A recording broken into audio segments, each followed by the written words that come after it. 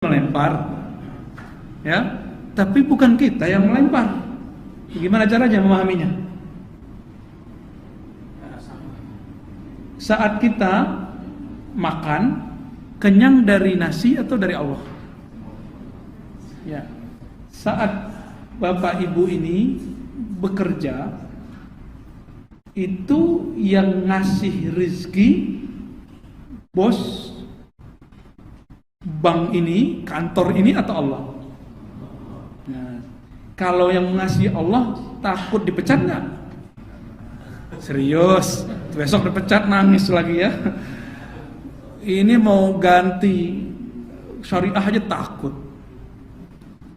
Tadi kita baca hadis apa? Kullun muyassarun lima khuliqalahu.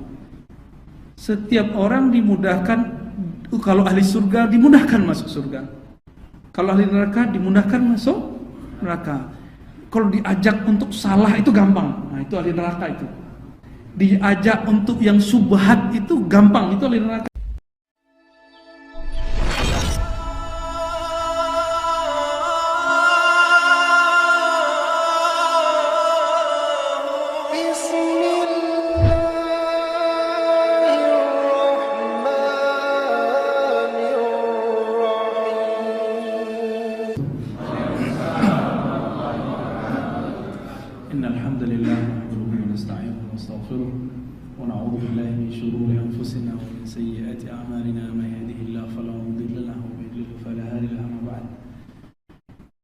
Bapak, Ibu, Saudara, sahabat yang dimuliakan Allah, bentar lagi kita Ramadan ya. Itu nanti nanti bahot karena KPU akan mengeluarkan hasilnya. Dan Bang Kepri sudah diketuk palu ya. Wah, ini pasti tambah galau ini ya. Baik, semoga tambah tenang. Ada sebuah hadis di Sahih Bukhari. Satu kali Nabi, kata Imran bin Husain dan Ali bin Abi Thalib, tapi sahibul kisahnya, pelaku kisah yang menyaksikan itu namanya Imran bin Husain. Imran bin Husain ini menceritakan tentang Nabi, lalu tapi siapa dia Imran bin Husain? Kita ceritakan dulu ya. Kenapa hadis ini muncul? Imran bin Husain, dia dan Abu Hurairah satu angkatan. Abu Hurairah Islamnya waktu Fatu Mekah. Kapan Mekah dibuka? Setelah Nabi meninggalkannya, tahun ke-8. Imran bin Husain, ayahnya Imran ya, dan Husain pakai shad, bukan Husain. Dan Abu Hurairah aslamu fi fathi Makkah. Mereka Islam di waktu Fatu Makkah. Artinya mereka hanya sempat ngaji kepada Rasulullah sekitar, kalau tahun 8, 9, 10, 11. Berarti cuma sekitar 3 tahun, 3,5 tahun. Tapi 3,5 tahun itu sama kayak S1 ya. Cuma kalau S1, kita dulu S1 kuliah, apakah full tiap hari? Enggak. Kalau Abu Hurairah nginep di masjid, jadi santri. Dulu santri itu disebut dengan Ahlus Suffah. Nah, Imran, Abu Hurairah ini satu generasi. Ahlus Suffah. Ahlus Suffah ini mereka emang gak ada kerjaannya kecuali hanya menemani Nabi. Nabi sholat, bahkan Nabi makan, kalau tidak bersama istrinya, maka Nabi selalu makan bersama mereka. Nabi tidak mau makan kecuali mereka makan. Jadi sistem menanggung santri pertama kali dalam Islam itu Nabi sendiri yang buat. Makanya sampai hari ini negeri yang paling banyak menanggung santri salah satunya Indonesia. Di daerah Parung, Jakarta, mungkin ada orang Jakarta sini yang hijrah, atau orang Banten atau Bogor. Nah, di sana ada namanya pesantren Nurul Iman, keturunan Nabi namanya Habib Mahdi As-Saggaf. Di masa hidupnya menanggung santri 11.000 dari kantongnya sendiri. 11.000 gurunya semuanya. Kalau 11.000 sepekan udah 1 M kali ya. Ya, berarti kalau sebulan udah 4 M. Itu kalau hitungan saya bisa jadi lebih. Kok bisa? Habib kerja ngapain? Kerjanya cuma ngabdi ke umat. Tapi ternyata dia punya kekuatan rohani yang membuat tarikan semua orang-orang yang cinta kepada Allah cinta kepadanya. Sekarang udah 15.000, beliau udah wafat. Anaknya, istrinya, udah itu yang ngurus. Itu yang ngurus. Dan itu terbanyak hari ini, belum ada di dunia sebanyak itu. Ya, mungkin di Mesir juga ada, tapi nggak sebanyak itu, Ustaz ya. Di Yaman ada nggak sebanyak itu. Ini terbesar ini. Cuma Indonesia ini kan senangnya bukan nama ustadz-ustadz yang begini, senangnya sama ustadz-ustadz yang show up. Nggak senang sama ulama langit, senangnya sama ulama bumi. Ya, oke. Imran bin Husain, Abu Hurairah, itu santri Nabi yang ditanggung makan oleh Nabi. Betapa berkahnya mereka ditanggung oleh Nabi SAW. Saya nggak lama ngaji sama orang Arab, seperti yang dikatakan Ustaz Al-Nof. Ya. Saya ngaji itu sama orang Arab 2006, jadi itu semester pendek. 2007 semester pendek karena lolos. Jadi kayak ada ngajinya, ada semester pendek, ada ujiannya. Masuk itu ada ujian masuknya. Tapi kemudian ketika mau wisuda ternyata terjadi masalah di Timur Tengah karena Yunani ada masalah ekonominya 2008. Jadi kita nggak, seharusnya daurahnya di sana, di Suriah. Dan setelah itu Suriah konflik. Ya. Namun apa yang saya rasakan, saya membandingkan diri saya dengan Abu Hurairah. Kalau saya cuma ngaji beberapa waktu kepada ulama yang keturunan Nabi dan berguru dan punya silsilah kepada Nabi keilmuannya, efeknya saya baca buku setahun sama kayak ngaji sebulan itu. Rasanya Pak sama. Kita galau setiap hari itu galau, ini yang benar yang mana sih? Yang sahih yang mana? Ahlul haq itu yang mana? Yang ahlus sunnah yang mana? Sampai pusing kepala itu mau pecah rasanya. Tapi sama ahlinya gampang sekali. Keseleo, terkilir di otak ya. Ada salah jalan pikiran itu dilurusinnya gampang sekali. Cuma dalam bertemu sebentar, dialog sebentar. Kalau ama keturunan Nabi, ama ulama pewaris para Nabi begitu, kira-kira kalau Abu Hurairah full 3,5 tahun hasilnya gimana? Hasilnya gimana Pak? Saya ini kurang serius ngaji ini. Gimana Abu Hurairah? Ketika Abu Hurairah dan Imran bin Husain banyak menyampaikan hadis, tapi Abu Hurairah lebih banyak lagi. Imran bin Husain ada kesibukan. Sama orang berdua ini dulu nggak punya apa-apa. Di zaman Umar jadi apa-apa. Satu jadi gubernur Bahrain, Abu Hurairah. Satu jadi gubernur Basrah. Tuh canggih kan tuh. Dulu nggak punya apa-apa. Hidup betul-betul apa yang ada itu yang dimakan. Nggak ada 3 hari nggak makan 3 hari. Kenapa? Di musim Nabi, di masa Nabi SAW banyak perperangan. Kalau kita faham bagaimana kos dari perperangan, itu bikin orang melarat berhari-hari. Nabi itu orang kaya Pak, istrinya berapa? 13. Dicerai 2 masa hidupnya tanpa ada kontak fisik dan batin. Sisa 11. Waktu beliau wafat istrinya 9. Satu istri di hadis disebutkan beliau ada rumahnya, ada pembantunya, budak itu dibeli Pak, mahal. Terus ada kendaraan. Kira-kira nih Ustadz Al-Nof, ya Ustadz Hanof deh, ntar marah lagi istrinya ya. Ustadz Hanafi. Ustadz Hanafi punya istri 4. Satu istri diaminkan dong. Nanti istrinya marah ke saya, itu di alam lain aja nanti ya. Satu istri biasanya mohon maaf nih, istrinya yang kalau lagi banyak belanja habis berapa bulan puasa? Ada 10 juta. Ada 5 juta. Kalau bulan-bulan biasa mungkin 5 juta lah ya. Tapi kalau bulan kayak bulan puasa ini banyak keluarnya Pak. Ya mau hari raya kan? Hari raya ya. Hari rayo kata orang. Orang sini ngomongnya bahasa Minang ya. Di angkot-angkot ngomong bahasa Minang saya dengar ya. Ya, saya orang Minang Pak. Saya orang Payakumbuh tapi Tagadai di Jawa. Ya. Ngomong bahasa perbankan memperada ya. Itu sahabat Nabi Abu Hurairah dan Imran ngaji terus. Kalau kita kuliah dulu cuma 3 hari sepekan, ini ngajinya 4-5 kali minimal ketemu Nabi setiap hari. Nabi ku nggak pernah absen Pak sholat.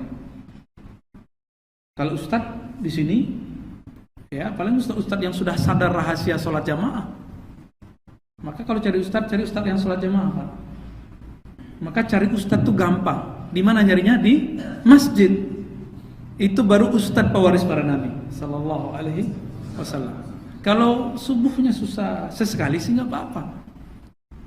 Ustadz kalau ceramah mungkin paling maghrib, isya gitu, subuh gitu ya. Oke, di jam-jam itu bolehlah dia nggak ada. Tapi masa di zuhur nggak ada, masa asar nggak ada, ya? Nah, ini aneh. Berarti memang dia nggak ada di masjid, di rumah Allah. Kalau dia nggak ada di rumah Allah, masa dia ngajak orang ke Allah? Orang jauh dari Allah. Nah, ini maka cari guru. Tapi ingat dulu, tidak semua orang jamaah itu betul-betul dia berjamaah. Bisa jadi hatinya pecah. Dia berjamaah tapi hatinya pecah, Pak.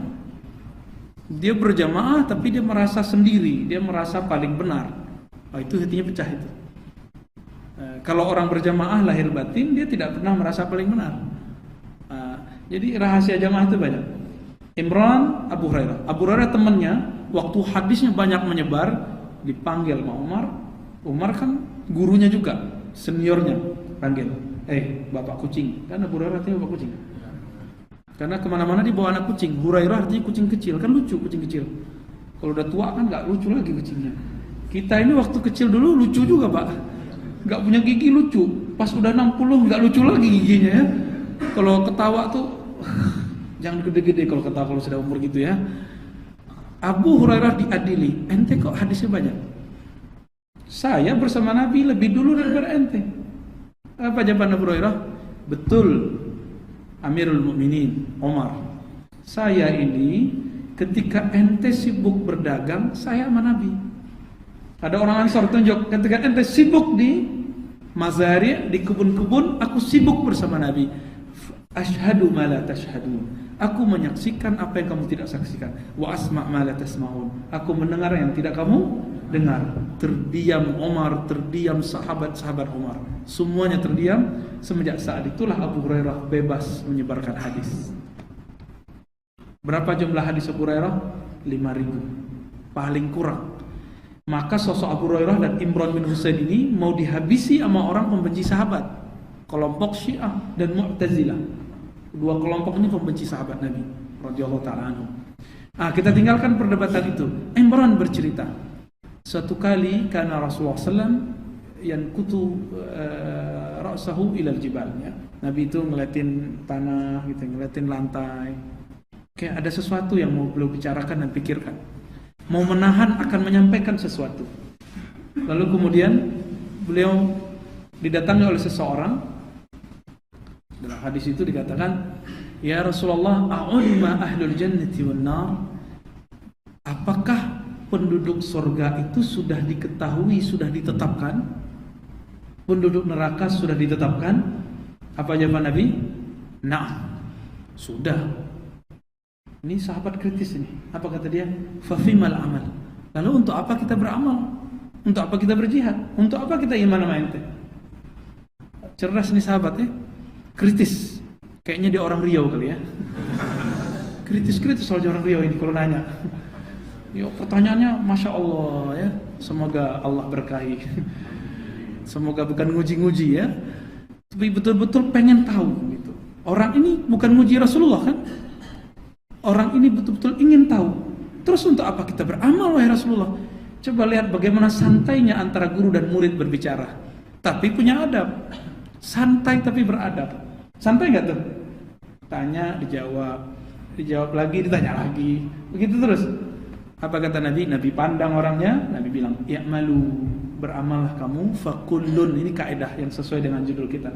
Fakullun, setiap kamu muyassarun, dimudahkan, lima khuliqalahu, kepada surgakah dia atau ke nerakakah dia. Contohnya, diajak kajian gampang ikutnya, insya Allah itu ahli surga itu. Tapi kita nggak boleh pastikan dia ahli surga. Itu akidah ahli sunnah. Kecuali sahabat yang sudah dijamin masuk surga. Sahabat yang 10, kemudian sahabat ahli Badar, sahabat perang Uhud, sahabat perang Khandaq, sahabat Ashabur Ridwan, dan beberapa sahabat-sahabat yang disebutkan secara terpisah-pisah. Mereka dijamin masuk surga. Tapi kalau kita kan nggak ada jaminan. Karena kita nggak punya jaminan, kita mesti punya hubungan rohani lewat keilmuan dari guru-guru kita yang bersambung kepada mereka, supaya nanti mereka bilang, aku punya murid, mana muridku, aku gak mau masuk surga sampai aku ketemu muridku. Ntar muridnya ngomong gitu, aku nunggu muridku lagi nyebrang Shiratal Mustaqim, tunggu dulu. Begitulah mereka berpegangan terus sampai sejauh mata memandang, baru mereka masuk surga. Sehingga yang tadinya mau jatuh-jatuh diangkat dari Shiratal Mustaqim. Ada yang sudah robek-robek kakinya, ada yang sudah kalalib, ya? Kalalib itu kayak putri malu, yang gede-gede itu. Kalau kita yang suka hiking naik gunung, kan ada yang gede-gede ya. Kalau kena muka bisa zut, kena tangan bisa panjang. Tapi di sana kalalib itu diartikan duri raksasa. Kalau kita belum sampai, mereka tunggu. Ini yang disebut syafa'atus salihin, dan Nabi mengatakan ada 3 syafaat. Syafaat malaikat, Nabi, dan orang soleh. Maka jangan tanggung-tanggung kalau berteman sama orang soleh. Jangan tanggung-tanggung, Pak. Berteman dengan orang soleh itu betul-betul kita mau mencari mereka, tidak menunggu. Dan jangan merasa soleh. Nanti kalau kita merasa soleh, kita pengen orang cari kita. Kita yang cari orang. Ya. Lalu apa kata Nabi? I'malu, apa tadi? Beramallah kamu. Berarti inilah bagian kita. Jadi urusan kita bukan ngurusin nama kita ada di surga atau di neraka. Pertanyaannya gini, Allah sudah tahu belum kita masuk surga atau masuk neraka? Sebelum surga neraka ada. Nah, kalau belum tahu, itu bukan Allah namanya. Kuliah dulu berarti Allahnya ya. Berarti bukan Allah. Allah itu tahu tanpa perlu belajar. Allah itu tahu tanpa perlu terjadi. Itu akidah Ahlus Sunnah yang Nabi ajarkan. Kalau kita tahu karena dikasih tahu. Sebelumnya belum tahu kan cerita Abu Hurairah dan Imran bin Husain? Saya ceritakan baru tahu. Itu ilmu makhluk. Terjadi dulu, diceritakan dulu, baru tahu. Tapi cerita tentang ilmu Allah, Allah tahu tanpa kalimat tahu itu. Bahkan sebelum kalimat tahu itu ada, Allah sudah tahu. Ya, sebelum tahu itu ada, Allah sudah tahu. Kita ada urusan nggak sama itu? Nggak ada urusan. Urusan kita apa kata Nabi? I'malu, kamu beramal saja. Saat ini bapak saudara makan Allah minum, sadar nggak minum? Ini yang ditanggungjawabkan. Tapi orang tidur minum nggak sadar, itu tanggung jawab nggak nanti? Ya. Kita ini ada air khamar, tapi saya nggak tahu kalau ini khamar tua atau whisky atau apalah namanya, kita nggak tahu nama-nama itu ya. Kata orang whisky kita bilang whisky, kata orang bilang vodka kita bilang vodka, kita kira kopi, ternyata ya kita nggak tahu. Lalu kita minum, kena nggak? Enggak. Nah, jadi dihukumi bukan pada aktivitasnya, tapi pada kesadarannya. I'malu itu artinya kamu beramallah dengan sadar. Beramallah dengan sadar. Nabi Khidir, kita nyebutnya Khidir ya, aslinya Khadir. Nabi Khidir itu bunuh anak kecil. Itu kesadaran dia atau kesadaran Allah? Kesadaran Nabi Khidir mana tahu apa takdir anak ini. Tapi kalau kesadaran Allah, ilmu Allah, anak ini kalau gede pasti membuat orang tuanya sesat. Maka diizinkan Allah untuk membunuhnya. Berarti dia membunuh pakai ilmu Allah, bukan pakai ilmu Khidir. Gitu. Ketika ada perahu-perahu berjejeran, dibolobangi kecil-kecil satu-satu. Akhirnya ketika orang naik, ya karam semua. Apa yang terjadi? Orang marah kepada Nabi Khidir. Musa marah. Apa-apaan ente ini? Udah habis bunuh orang, terus jebolin perahu orang. Tapi ada kontrak belajar kan? Cuma 3 kali ngingkar, tidak boleh dikasih ilmu lagi. Ingkar 3 kali. Ini berikut. Nah, pendek cerita, apa jawaban Nabi Khidir? Wa ma fa'altuhu min amri atau an amri Ustaz? Min amri ya. Tidaklah aku melakukan itu min amri, dari perintah ilmuku, kesadaranku, tapi ada titah wahyu. Namun adabnya orang beriman kalau melakukan sesuatu yang dipandang orang tidak baik, Tidak boleh ngomong ini Allah yang buat loh gitu. Gak boleh. Walaupun dia tahu itu kekuatan Allah. Ini namanya adab. Coba cek. Kita kalau pernah baca doa ini nggak, kalau beli baju baru, mobil baru, motor baru, bukan II baru ya, bukan itu yang baru. Tapi doanya sama kok. Apa doanya? Jadi pegang bagian paling atasnya, kepalanya atau setirnya kita pegang. Allahumma inni as'aluka khairahu wa khairu ma jabalta alaih. Ini hadisnya sahih. Ya Allah, aku meminta kebaikan kendaraan ini, aku minta kebaikan misalnya pasanganku ini, aku minta kebaikan motorku ini, aku minta kebaikan. Jadi suami istri boleh saling megang, terus doanya sama. Boleh Pak, sambil pegang kepala, kan udah halal.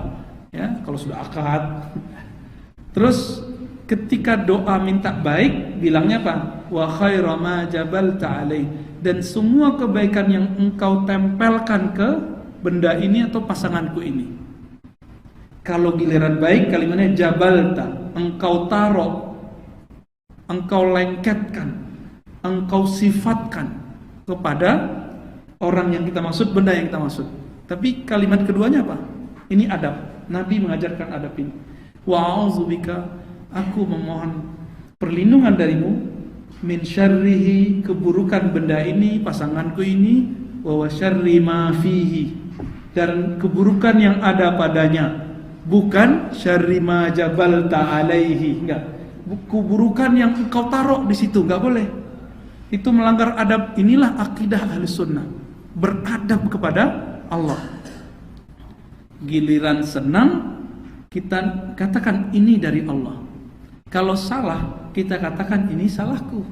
Ini adabnya Pak. Karena Allah Maha sempurna. Tapi ketika Nabi SAW memanah, apa kata Allah? Wa ma ramaita iz ramaita walakinallaha rama. Nah, bukan Bang Roma ya.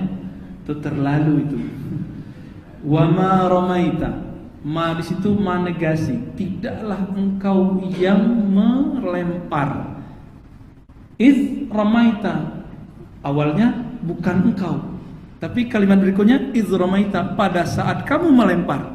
Jadi Allah itu kayak sedang ya bermain-main serius sama kita, main tapi serius. Saat kamu melempar, yang melempar bukan kamu. Iz ramaita, di saat kamu melempar. Tuh, kita disebut melempar, ya, tapi bukan kita yang melempar. Gimana caranya memahaminya? Saat kita makan, kenyang dari nasi atau dari Allah? Ya. Saat Bapak Ibu ini bekerja, itu yang ngasih rezeki bos bank ini, kantor ini, atau Allah? Nah, kalau yang ngasih Allah, takut dipecat nggak? Serius, besok dipecat nangis lagi ya. Ini mau ganti syariah aja takut. Tadi kita baca hadis apa? Kullun muyassarun lima khuliqalahu.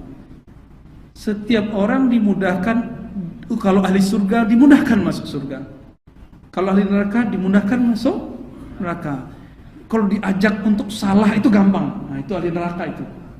Diajak untuk yang subhat itu gampang, itu ahli neraka itu, Pak. Tapi kalau diajak untuk yang buruk-buruk susah, diajak yang baik-baik mudah, insya Allah ahli surga. Bank syariah baik nggak sih? Baik, sepakat? Baik nggak? Kalau baik diajak orang baik mau nggak? Saya ini demi Allah saya tidak mengharamkan bank konvensional karena saya tahu fatwa-fatwanya dan cara kerja fatwanya. Tapi saya penganjur bank syariah. Saya penganjur bank syariah dan punya beberapa tabungan di bank syariah, walaupun sudah habis-habis juga ya. Karena kita pakai terus. Tapi apa kata orang terdekat saya? Berkah katanya. Kenapa berkah? Kebetulan dia orang syariah, saya orang usuluddin.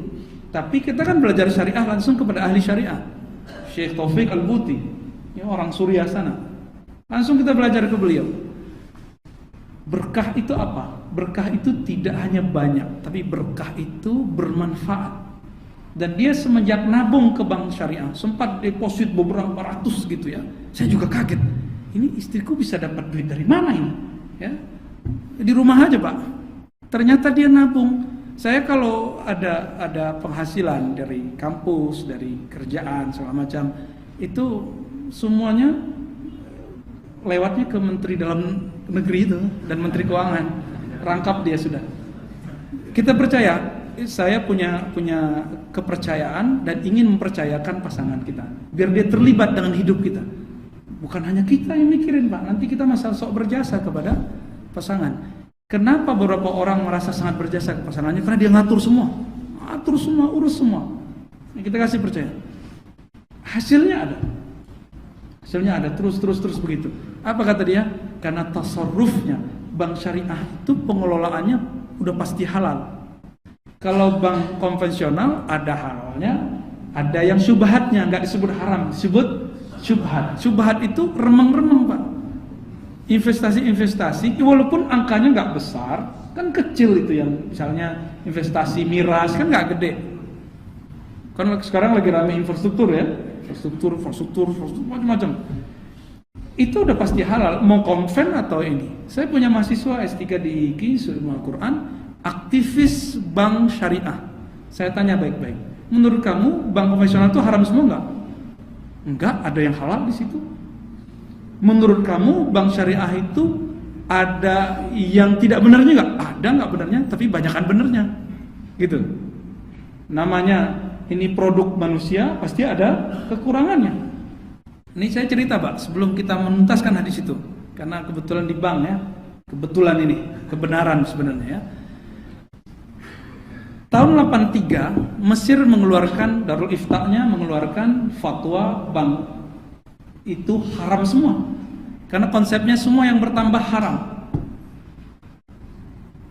Tapi coba lihat jaraknya, 83 2003 berapa lama? 20 tahun mengeluarkan fatwa bahwa bank itu halal, mau konven ataupun syariah. Ini kan jadi rame Pak, rame di Mesir. Waktu itu Ustadz Hanafi masih di sana? Oh, belum ke sana ya? 2003? Belum, 2004 ya? Oh berarti kita seumuran ya. Betul. 2003 MUI Indonesia tidak mau ikut fatwa Mesir, buat fatwa sendiri. Canggihnya MUI kita ya, nggak ada urusan sama cawapres ya, nggak ada urusan. Jauh-jauh waktu itu kan dia nggak ada pikiran juga jadi cawapres, nggak ada urusan. Sekarang kita ngomong no pemilu ya, kita ngomong tahun 2003 MUI sudah mengkaji sedalam mungkin, lalu menghasilkan fatwa bahwa kita mengharamkan bank konven. Tapi tidak diem. Apa kesalahan Darul Ifta tahun 83? Mengharamkan bank tapi tidak bank syariah. MUI kita walaupun telat, 2003 haramkan, 2004 jadi DSN, jadi bank syariah. Maka Indonesia termasuk negara yang paling bagus otoritas bank syariahnya secara keilmuan. Saya bukan ahli syariah Pak, tapi karena kita punya intisab, punya keguruan ke orang syariah, saya berani ngomong di bab itu. Tapi kalau udah bab-bab yang rigid di bank itu Bapak Ibu yang lebih tahu ya. Saya harus kuliah dulu 4 tahun biar dapat sarjana ekonomi ya. Ya, ternyata 70% ilmu di kampus nggak kepake, ngitung-ngitung lagi ya. Ya itu mah anak SMA, anak jurusan keguruan juga bisa. Ya. Ada yang, kita coba lihat. Akhir sekarang muncullah bank. Dulu baru muamalat, sekarang muamalat kan lagi down. Ya, itu karena kesalahan tasarruf pengelolaannya, maka bikin nggak berkah, Pak. Ya. Terus ada bank, semua bank-bank negara BUMN jadi ya demam semua. Bank BSM ya, sekarang paling gede BSM ya. BSM apalagi? BNI Syariah, terus sudah ada syariah. Jangankan itu, bank punya Cina aja BCA syariah Pak. Ya, itu ajib. Tapi saya dulu pernah jadi trainer dakwah di Dompet Duafa Pusat untuk dai sebelum berangkat ke luar negeri. Yang paling banyak transfer zakat di di Dompet Duafa itu lewat bank BCA. Lewat bank BCA gitu. BNI syariahnya nggak banyak, BSM-nya nggak banyak. Ini menunjukkan bahwa perputaran, ada analisa ya, mungkin muslim yang kaya-kaya belum terlalu banyak, bisa jadi. Atau yang kaya-kaya itu belum percaya dengan bank syariah, bisa jadi masih percaya dengan bank yang ngasih banyak diskonnya banyak, ya kan? Kalau punya kredit kartu BCA kan banyak diskonnya. Ini diskon di mana-mana. Kayaknya kalau bisa diskon ke alam kubur kayaknya bisa juga ya. Bank cubur BCA ya. Tapi itu bayangkan tapi itu bukan hal yang baru Pak. Di Inggris bank yang dipimpin oleh non muslim itu mereka buka bank syariah. Jadi apa yang dilakukan BCA tidaklah aneh. Kalau Kepri nggak mau segera, ketinggalan zaman. Ya, biasanya prosesnya berapa lama Pak? Dari konven ke syariah ini? 2-3? 2 tahun ya. Nah, semoga ini pertanda kullun muyassarun lima khuliqalahu. Setiap orang akan dimudahkan, dia ahli surga, dimudahkan untuk makan yang jelas halalnya. Kalau ahli neraka dimudahkan untuk makan yang masih syubhat kehalalannya, gitu ya. Saya walaupun masih ada ya, kita punya kartu konven, tapi kita termasuk penganjur bank syariah. Kita belum bisa lepas semua Pak dari bank konven. Iya, itu jelas. Duit itu kan yang buat BI, kan yang punya otoritas BI. Walaupun kemudian mungkin ada vendor kita nggak tahu ya. Kalau mengharamkan bank secara mutlak itu juga ngaco. Nggak boleh mutlak, dia harus didefinisikan secara detail. Kenapa haram, kenapa tidak haram, kenapa subhan, itu harus detail. Kalau bilang gak boleh, kan sekarang banyak gerakan anti riba, ternyata maknanya anti bank. Kan beda riba dengan bank. Coba di zaman Nabi kalau disebut riba, itu riba yang ada di zaman Nabi apa? Itu yang dimaksud. Riba tradisional kan masih ada ya. Oh, riba lintah darat yang kita maksud, itu yang masih bertahan ribanya. Itu jelas haramnya, nggak ada cerita lagi. Namun apakah sama bank dengan riba zaman Nabi? Ada samanya, ada bedanya. Makanya supaya aman, langsung bank syariah. Kenapa ada sama ada bedanya? Di zaman Nabi adakah lembaga penyimpanan uang? Deposit uang? Gak ada. Kredit? Ada gak? Kredit itu baru muncul Pak abad sekarang. Maka yang mengharamkan kredit karena menganggap riba itu gak ngupdate. Kalau di bank syariah kan ada istilahnya jual sewa gitu ya. Kalau riba atau kalau sewa dulu deh. Saya sewa sebulan 1 juta, setahun sekian. Saya sewa 20 tahun. Itu nanti jadi milik saya, tetap jadi pemilik sewaan. Nah, sistem sewa di zaman Nabi kalau nyewa ya selama-lamanya sewa. Tapi sistem sewa jual bahasa Arabnya al-iktira, ustaznya al-iktira al-muntahi bitamlik, sewaan yang berujung kepada kepemilikan. Itu nggak ada di zaman Nabi, nggak ada di zaman Nabi satupun transaksi itu.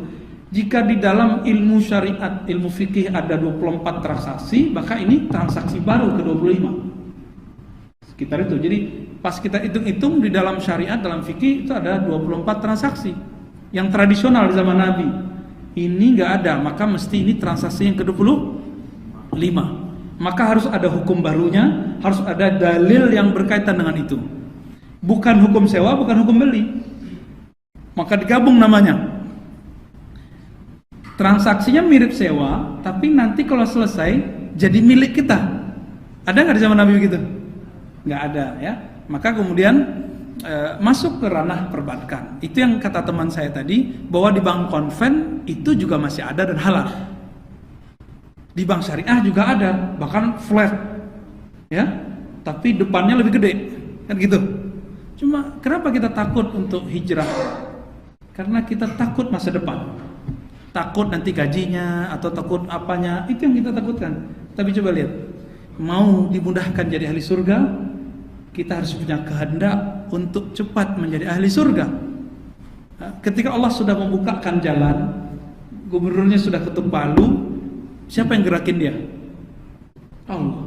Maka di ujung hadis itu Nabi membacakan ayat, fa amma man a'ta wa saddaqa bil husna fasanuyassiruhu lil yusra fa usra. Usra fa yusra. Coba lihat ayatnya biar gampang. Depannya baik apa buruk nih? Fa amma man a'ta, memberi, wa saddaqa bil husna, dan membenarkan, saddaqa, membenarkan bil husna, dengan husna, kebaikan.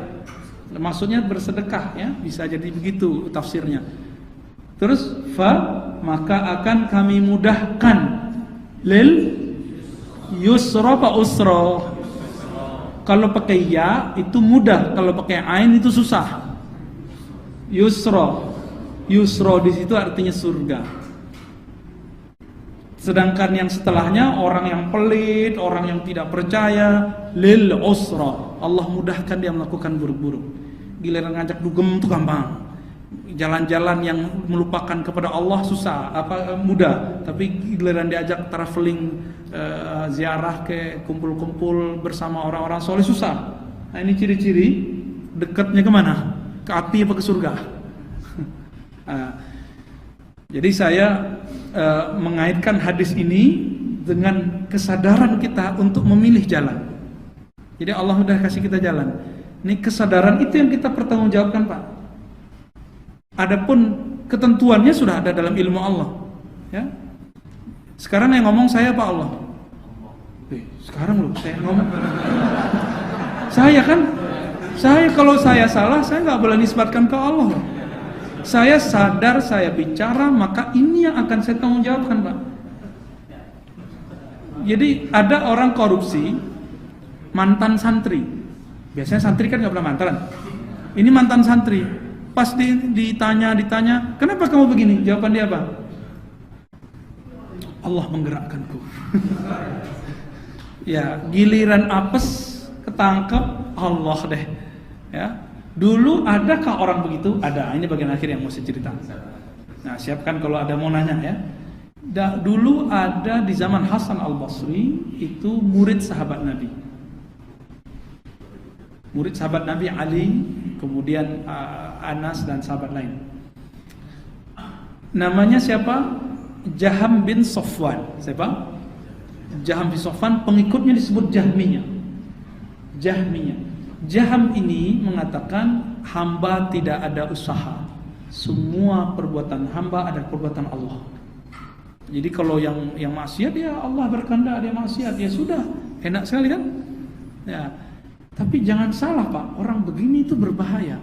Ternyata dia menjadi panglima pemberontak di zaman itu dan mati di medan perang. Jadi ternyata orang-orang yang pasif-pasif secara akidah, dia aktif secara politik. Mau berontak deh. Ini Jaham bin Safwan. Terima takdir, tapi di luar enggak. Kalau dia terima takdirnya, dia mau enggak berontak? Berarti dia enggak konsisten. Ini Jaham bin Safwan. Maka aliran Jaham ini disebut Jabariyah, aliran fatalis yang menolak sisi hamba, semuanya Allah. Jadi baik buruk, betul kan? Awalnya kan baik buruk dari Allah, benar kan?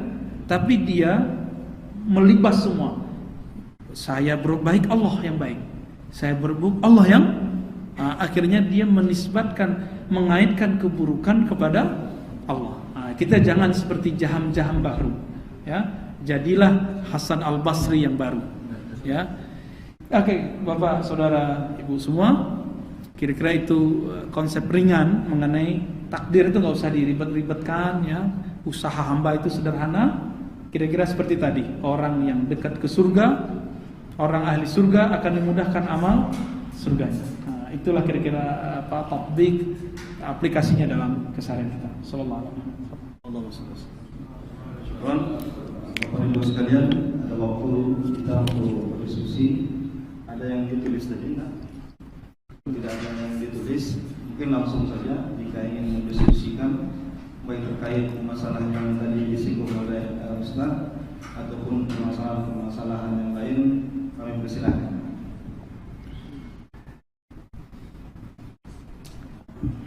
Akan Mas Sofir mau menanyakan mungkin?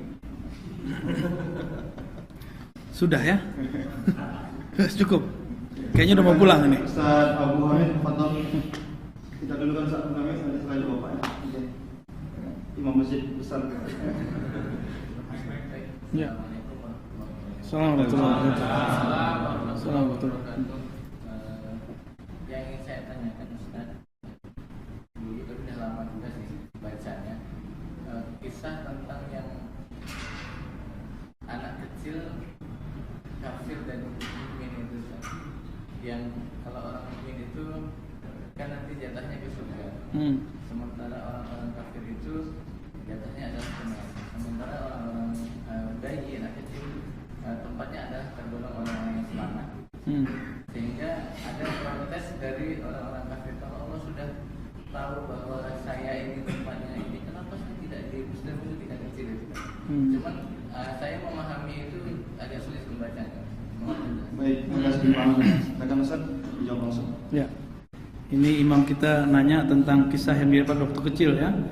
Kisah mengenai 3 orang yang dimisalkan oleh seseorang. Siapa seseorang itu? Abul Hasan al-Asy'ari, Imam Ahli Sunnah. Dia punya guru Mu'tazilah, alirannya menyimpang, namanya Abu Ali al-Jubai. Abu Ali al-Jubai mengatakan Allah itu hanya berbuat baik dan penginginannya baik. Konsepnya benar awalnya, tapi penerapannya nggak salah. Terus Imam Asy'ari ini memberikan satu pertanyaan. Wahai Tuan Guru, kebetulan itu bapak tirinya, bagaimana jawaban Allah nanti jika ada 3 orang? 1 orang kafir, 1 orang mukmin, 1 lagi anak kecil. Orang kafir ini masuk neraka atau masuk surga? Masuk neraka. Orang mukmin ini masuk surga. Nyampe ada anak kecil, ya nanti dia bertanya, ya ini anak kecil masuk surga apa neraka? Masuk surga dong, kata Abu Ali al-Jubai, karena dia belum dosa. Oke. Nanti kalau dia masuk surga, surganya surga tinggi atau surga rendah? Ya kan dia belum beramal, maka surganya surga rendah. Kalau begitu kata Asy'ari, jika dia protes bagaimana? Dia protes, kenapa saya tidak di surga tertinggi ya Allah? Kan betul saya belum taat, tapi saya juga belum maksiat kok. Gitu. Apa jawaban Abu Ali al-Jubai, Imam Mu'tazilah? Ya iya, karena kalau umur ente panjang, ente pasti jadi kafir, nanti masuk neraka. Maka kita matiin duluan. Begitu andai-andaiannya Abu Ali al-Jubai al-Mu'tazili. Begitu, paham dari situ? Saat Allah menjawab begitu, pengandaian-pengandaian dari Abu Ali al-Jubai, maka bertanyalah orang kafir. Kata Asy'ari, kalau begitu nanti orang kafir akan bertanya, wahai Tuan Guru. Apa pertanyaan dia? Ya Allah, kalau engkau tahu saya hidupnya panjang, mati kafir, kok enggak dimatiin seperti bocah kecil itu? Bisa jawab enggak Asy'ari? Enggak bisa jawab. Maka Abu Ali al-Jubai ya, enggak bisa jawab. Maka ini yang membuat Imam Asy'ari mulai meragukan kebenaran akidah gurunya. Maka dia kembali lagi ke ajaran sunnah setelah beberapa waktu, ajaran akidah Ahlussunnah ya. Jadi ini kisahnya seperti itu. Ya, kisah Imam Abul Hasan al-Asy'ari tertulis dalam kitab At-Tabyin Kazbil Muftari. Ya, kisahnya sahih. Ya.